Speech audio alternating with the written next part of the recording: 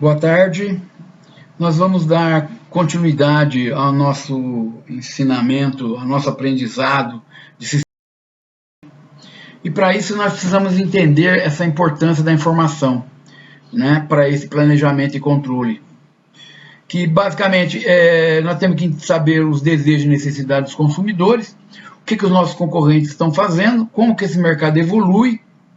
Nós temos que capacitar e usar os recursos disponíveis da empresa, entender, perceber a evolução das vendas e lucro da empresa e o comportamento das variáveis dos ambientes.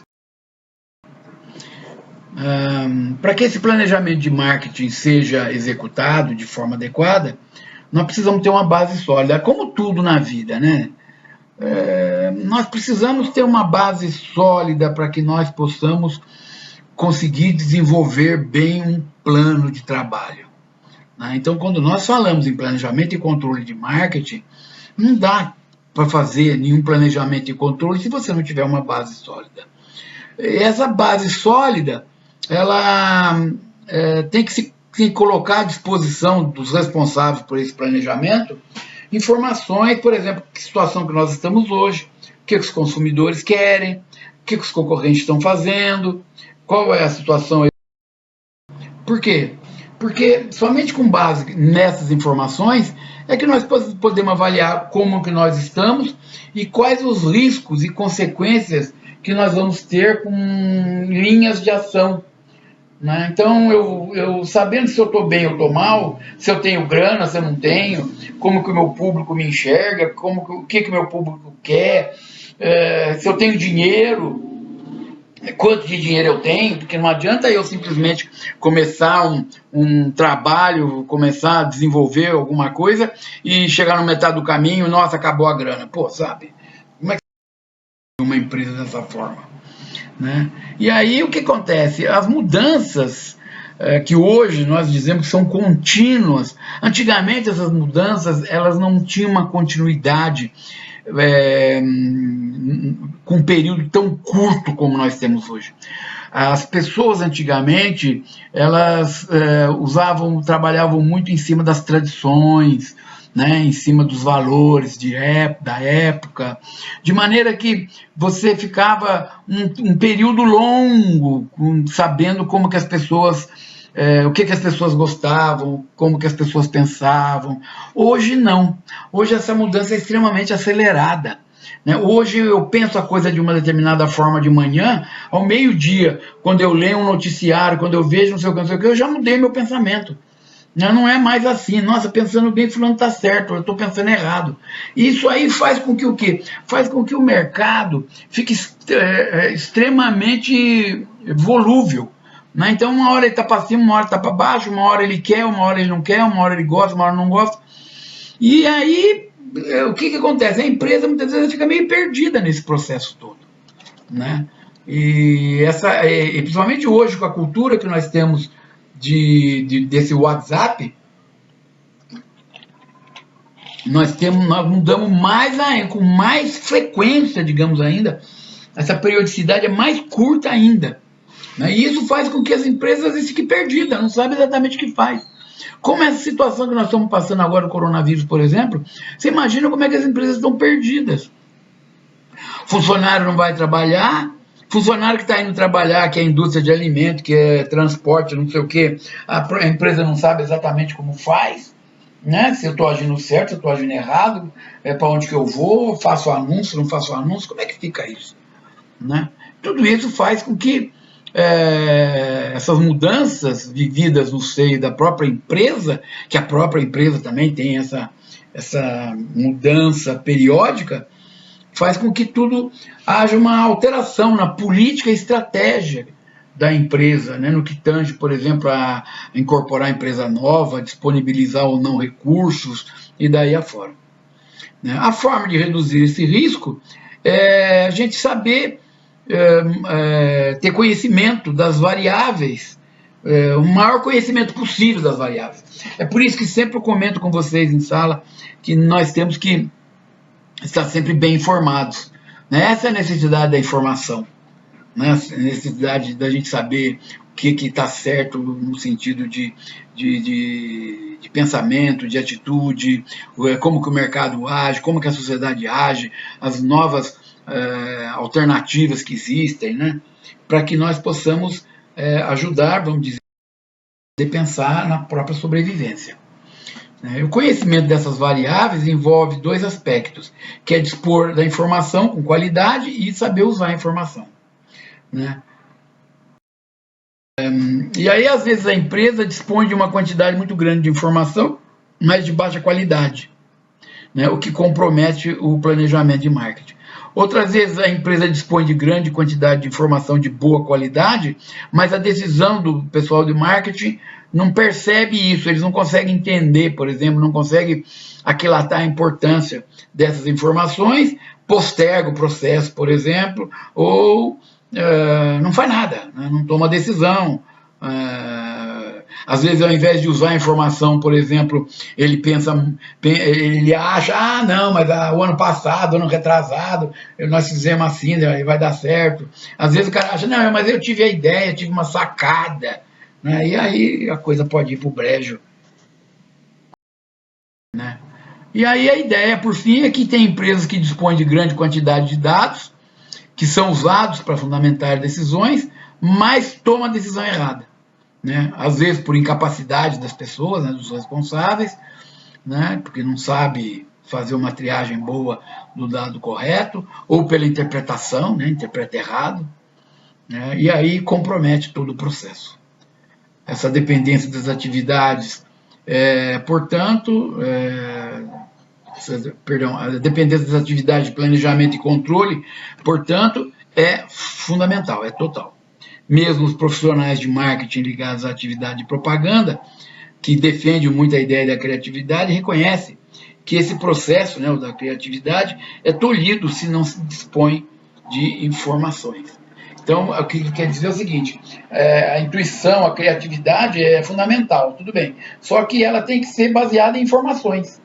Então, o mercado fornece as informações, o departamento recebe as informações, né? E aí naquelas informações, né, baseado em informações, eu tenho uma criatividade tal, que, bom, então eu vou fazer assim, daí afora, né? O que está querendo dizer é extremamente complicado quando a gente toma uma decisão às cegas, esse que é o ponto, né? Às cegas.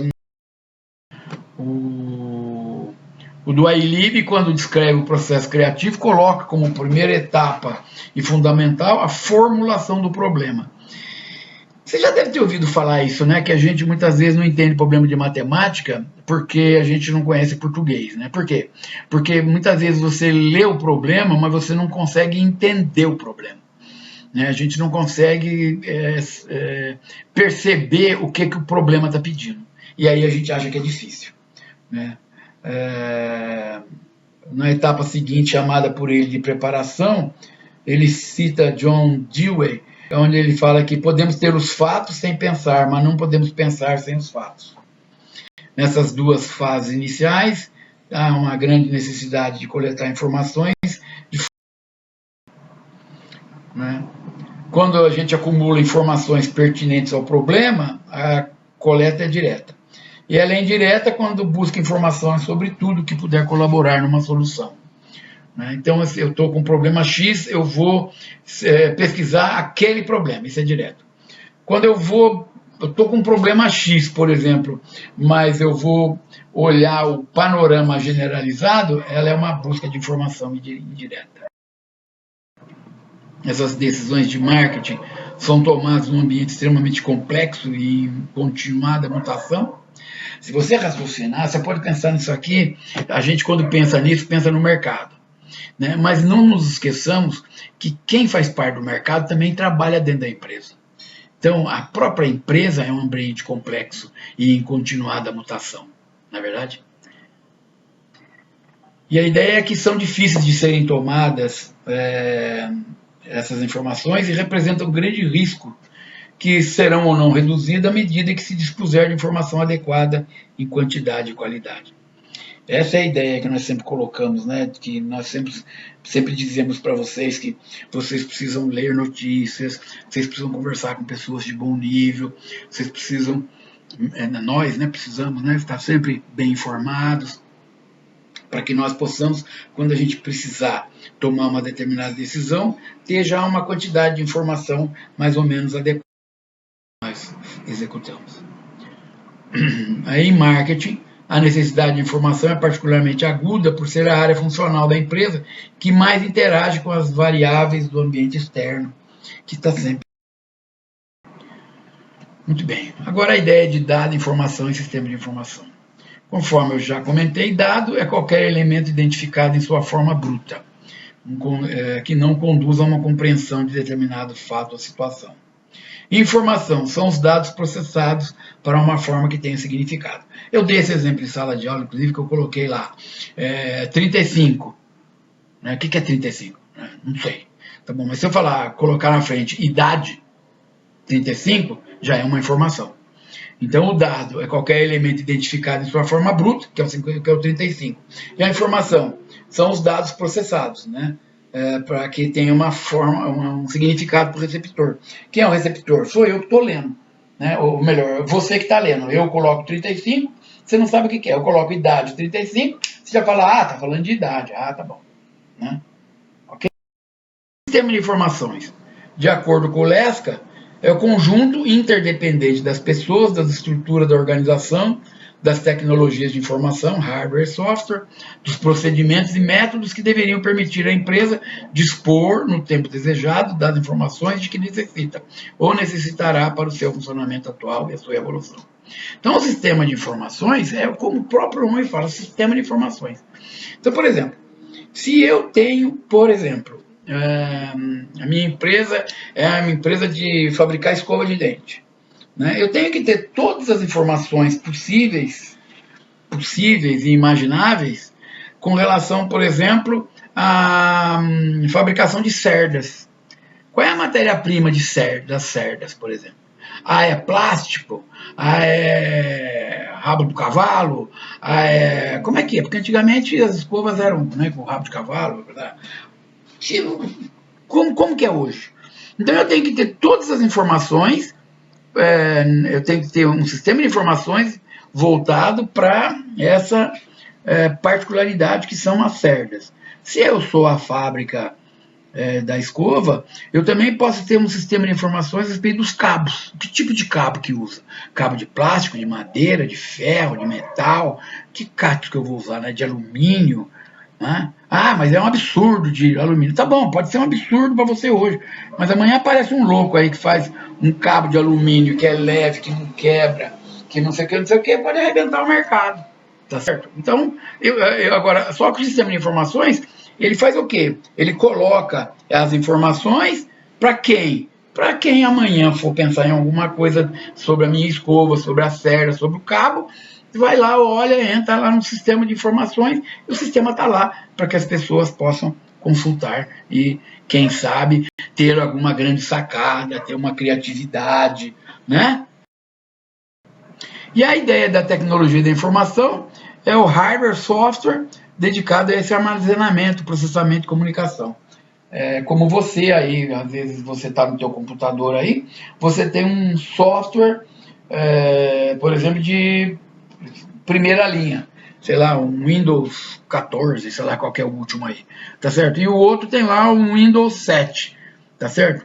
É lógico que quando você vai baixar um arquivo, você vai fazer, né? O Windows 14 vai mais rápido, e o Windows 7 é mais lento, né? Então, essa tecnologia da informação, esse armazenamento e processamento dessas comunicações, para que o fulano, quando vai acessar, acesse com tranquilidade, né? Não tenha problema de fazer o acesso, né? Segundo McGee e Prusak, né, essa informação não são só os dados coletados, são dados coletados, organizados e ordenados, né, aos quais são atribuídos significado e contexto. Quer dizer, não adianta só ter informação, você tem que ter informação, e você tem que ter as informações arrumadas de uma forma que facilite a pessoa quando ela for fazer a pesquisa dela. né? Então, por exemplo, se eu estou falando de cerdas, por exemplo, eu não vou colocar lá, por exemplo, as cerdas das escovas pode ser de plástico, sei lá, de rabo de cavalo, sei lá que casca que pode ter isso, né? Eu tenho que colocar o plástico, né? Eu abro uma pasta, o rabo de cavalo abre outra pasta, o outro abre outra, cada um abre uma pasta. Por quê? Porque cada pasta dessa vai ter todo um segmento ali que é mostrando, né? Se for usado, o que é bom, o que é ruim, né? Quanto tempo dura, quanto tempo de troca, daí afora. Por isso tem que ser esses dados organizados e ordenados, né? Então a gente está falando que ele tem que ser ordenado para que os dados se tornem úteis como informação, né? Então facilita. Essa informação basicamente representa dados em uso e este uso implica usuários e, portanto, o sistema deve identificar quem, qual, quando, onde e como a informação é necessária, né? A concepção desse sistema de informação não é conduzida por profissionais de informática. Ela tem um alto nível de participação.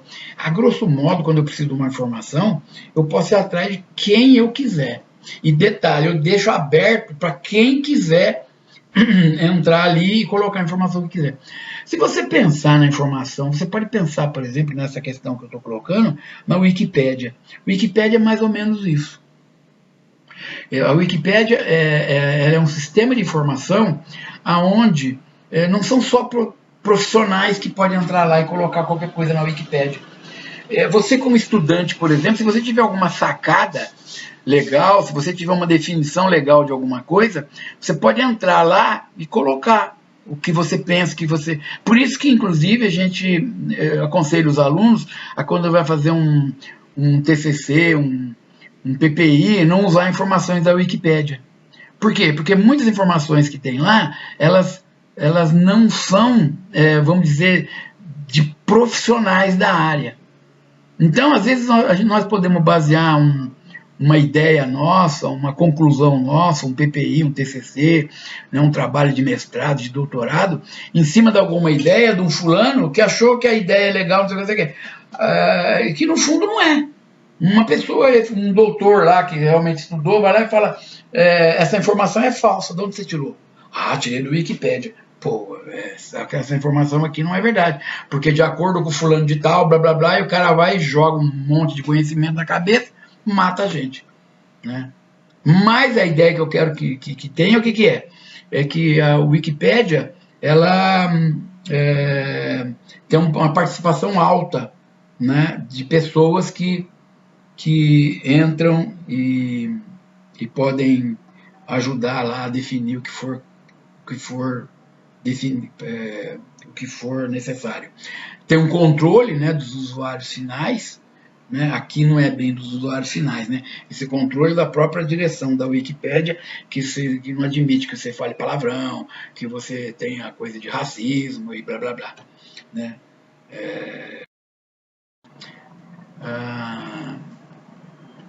Segundo Laudon, a introdução ou alteração do sistema de informação tem um profundo impacto ambiental e organizacional, né? Porque transforma o modo pelo qual os diversos grupos atuam e interagem. Porque é lógico, né? Quando eu tenho informações, quando eu tenho um bom sistema de informação, eu consigo mexer, digamos assim, com as pessoas, no sentido de que essas pessoas mudem a cabeça, né, a maneira de ser, né, a maneira de atuar, né? Então isso tem um impacto muito grande, né, no próprio ambiente e, consequentemente, né? Em relação à análise ambiental, ela é uma etapa preliminar do planejamento de marketing.